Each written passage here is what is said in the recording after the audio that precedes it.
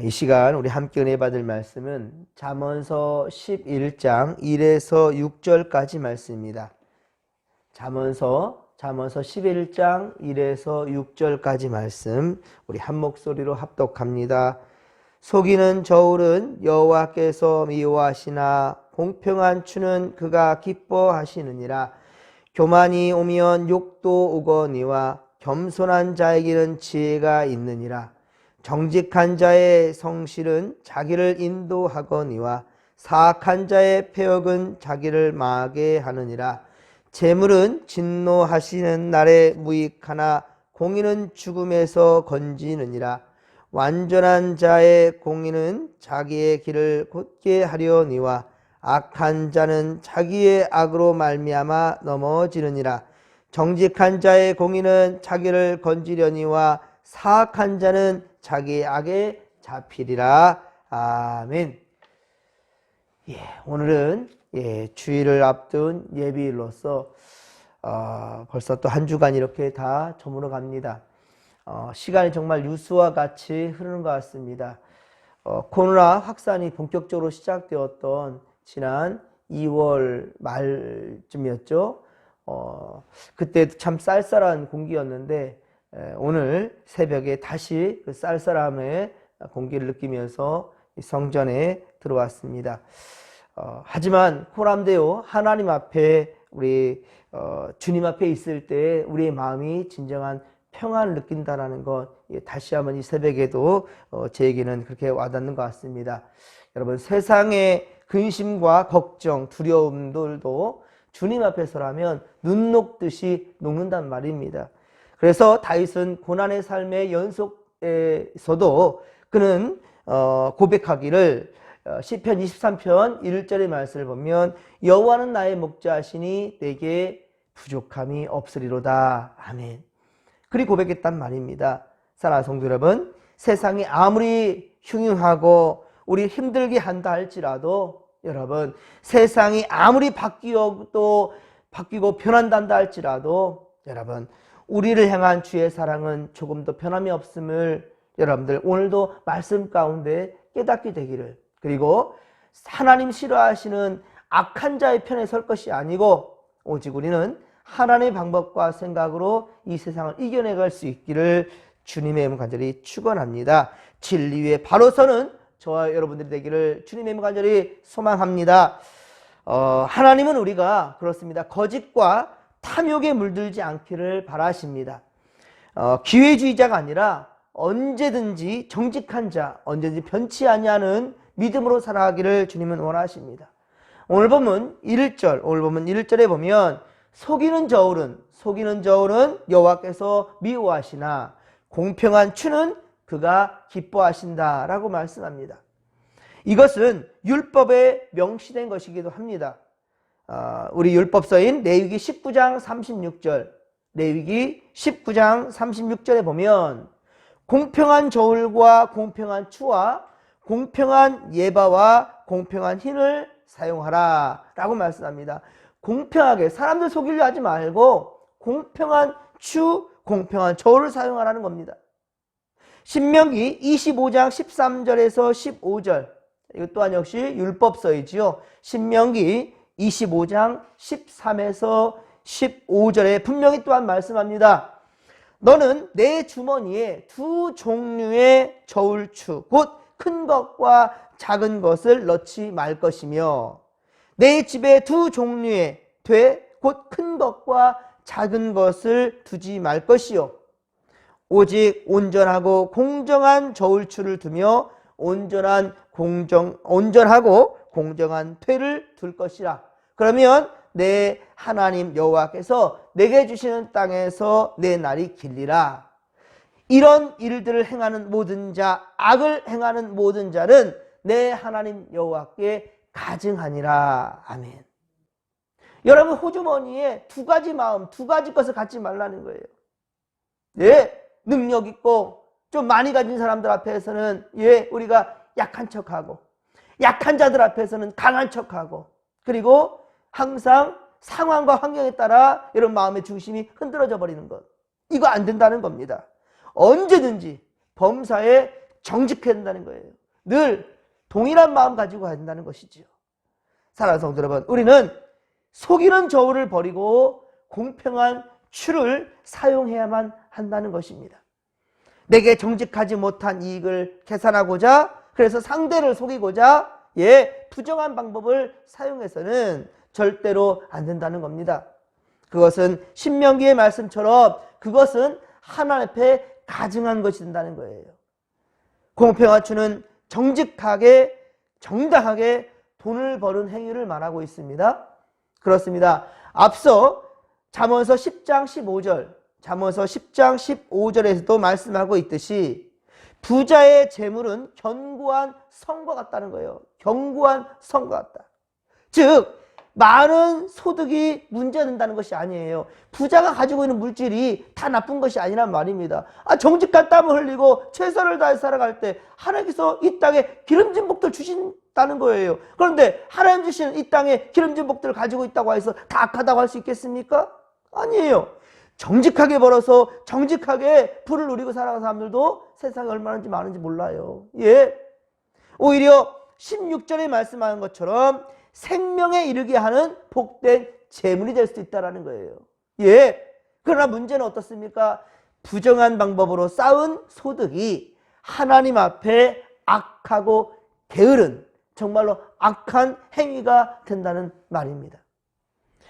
적은 소득도 정직한 방법으로 모은다 한다면 그것은 얼마든지 하나님 앞에 기쁨이 될 수 있다는 거예요. 생명 살리는 일에 쓰임받을 수 있다는 거예요. 여러분들이 정직하게 땀 흘린 것으로서 하나님 손에 드릴 때, 헌금으로 귀한 예물로 드릴 때 그 예물로 말미암아 하나님의 역사는, 하나님의 나라는 더욱더 크게 확장될 수 있다는 말입니다. 잠언서 17장 1절, 그래서 잠언서 17장 1절에 보면 마른 떡 한 조각만 가지고도 화목한 것이 재욱이 집에 가득하고 다투는 것보다 나으니라. 아멘. 그렇습니다. 마른 떡 한 조각, 여러분들 마른 떡 드셔보셨습니까? 딱딱해가지고 이빨이 부러질 정도로. 그런데 오히려 그 마른 떡 한 조각도 서로 나눔에 행복할 수 있는데 오히려 온 집에 재욱이 가득하며 먹을 것이 충분하다는 거예요. 먹을 것이 많은데 항상 다툼의 소리가 담을 넘어요. 좋은 목소리가 아니에요. 차라리 찬양의 소리가 담을 넘으면 얼마나 좋겠습니까? 하지만 다투고 싸움 나는 것이 그 담을 넘어요. 집에 가득해요. 이거 하나님께 온전치 못하다는 것이지요. 잠언서 16장 8절, 잠언서 16장 8절에도 적은 소득이 공의를 겸하면 많은 소득이 불의를 겸한 것보다 더욱 낫다라고 말씀합니다. 적은 소득으로 얼마든지 공의를 행할 수 있다는 거예요. 하지만 많은 소득이 있으면 뭐합니까? 그것으로 부정하고 불의를 일으키는데요. 사랑하는 성도 여러분, 우리와 우리 자녀들은 그렇습니다. 항상 코람되어 하나님 앞에 정직한 삶을 살아갈 수 있기를. 사람들 앞에 요거도 먹는 것 하나님께도 인정받지 못하는 거예요. 그러나 먼저 그의 나라와 그 의를 구하는 사람들, 하나님 앞에 인정받는 사람이라면 세상에서 인정받을 수 있어요. 세상 사람들 앞에 그렇게 여러분들 인정받으려고, 아니요, 속이려는 것, 그렇습니다. 여러분들 속이는 저울로 불이하게 돈을 모을 생각보다는 적은 소득이라도, 그렇습니다, 적은 소득이라도 정직하고 공평한 추로 정당한 돈을 벌고 부하게 살아갈 수 있는 그 길을 택할 수 있기를 주님의 이름으로 간절히 축원합니다. 2절에 보면 교만과 겸손을 또 비교하고 있는 것을 봅니다. 교만은 하나님을 무시하고 자신을 높이는 행위입니다. 그것은 자신이 피조물이요 죄인임을 깨닫지 못하는 거예요. 자기 위치를 벗어나는 겁니다. 디모데전서 3장 6절에 보면, 디모데전서 3장 6절에 보면 교만은 마귀의 죄라고 그랬어요. 마귀의 죄. 교만이라는 것은 마귀의 죄다. 하나님께서 미워하는 6, 7가지 죄악을 중에 하나인 것은 바로 그것은 인간의 대표적인 큰 죄악, 바로 교만이라는 것입니다. 사람이 교만하면 욕을 먹게 되어 있습니다. 교만한 자는 어느 누구도 좋아하지 않고 멀리한다는 거예요. 하지만 정말 겸손한 사람은 어느 누구든지 인정해요. 그리고 함께 하려고 합니다. 하지만 자기만 아는 그러한 거만하고 교만한 자는 사람들이 따르질 않습니다. 물론 그 앞에서는 그가 또 많이 가진 그런 부한 사람이란다면, 세상의 탐욕으로 말미암아 채워진 그런 사람이란다 할지라도, 부한 사람이란다면 세상 사람들이 그 앞에서는 좀 아부하는 말도 할 수 있겠지요. 하지만 진심으로서는 그 사람 좋아하지 않습니다. 언제든지 배신하고 떠나갈 거예요. 결국 하나님께 버림받게 될 겁니다. 교만한 사람은. 아무리 천사의 대장이면 뭐합니까? 여러분들, 천사의 대장 누구죠? 루시퍼. 하지만 그가 타락하였지 않습니까? 교만하여. 하나님 앞에 교만하였을 때 그는 버림받게 되었고, 그리고 그는 택함 받은 성도들도 함께 죽자는 거죠. 함께 죽자는 거예요. 미혹하는 악한 마귀가 되었던 겁니다. 그러나 겸손한 자에게는 지혜가 있다고 말씀합니다. 겸손한 자에게는 지혜가 있다. 지혜가 뭐예요? 하나님의 말씀이 있다는 거예요.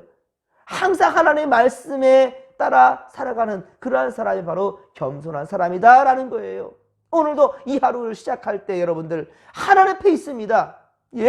세상 소리 듣기 전에, 세상 일 하기 전에 먼저 하나님의 음성 듣고자 주님 앞에 고람되어 주님 앞에 있단 말입니다. 잘하십니다, 여러분들. 참 잘하신 결정입니다.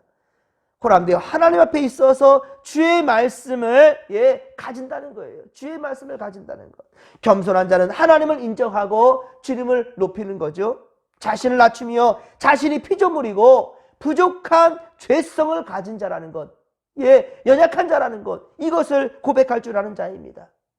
이런 겸손한 자는 세상 모든 사람들이 다 좋아하게 되어 있어요. 그리고 무엇보다 하나님은 이런 사람을 인정하시며 그리고 사랑해 주시고 높여 주신다라는 것, 이것을 잊지 마시고 오늘도 겸손히 주의 말씀 앞에 서시고 또한 말씀 붙들고 세상으로 나아갈 수 있기를 주님의 간절히 축원합니다. 사랑하는 성도 여러분, 우리도 하나님과 사람들 앞에 겸손하여 인정받는, 하나님께 인정받고 사람들 앞에 존경받는 그러한 복된 인생 되기를 주님의 간절히 축원합니다. 자, 3절에 보면 정직한 자의 행실과 사악한 자의 폐역을 또한 비교하고 있습니다. 정직한 자는 하나님의 말씀대로 올바르게 사는 사람입니다. 세상 방법에 곁눈질하지 않습니다. 묵묵히 십자가만 바라볼 줄 아는 그러한 성실한 자입니다. 여기 성실한 말은 원어 온전함을 의미합니다. 성실하다 미꼴 온전하다. 성실이 곧 온전이라는 거예요. 이것은 바로 곧 또한 하나님의 속성이죠. 이 땅에 온전하고 완전한 자가 누가 있겠습니까? 바로 하나님이십니다. 그런데 우리가 하나님의 마음을 닮으려고 부단히 노력하는 것, 이것이 바로 성실이라는 거예요. 요령 피우지 않는다는 겁니다.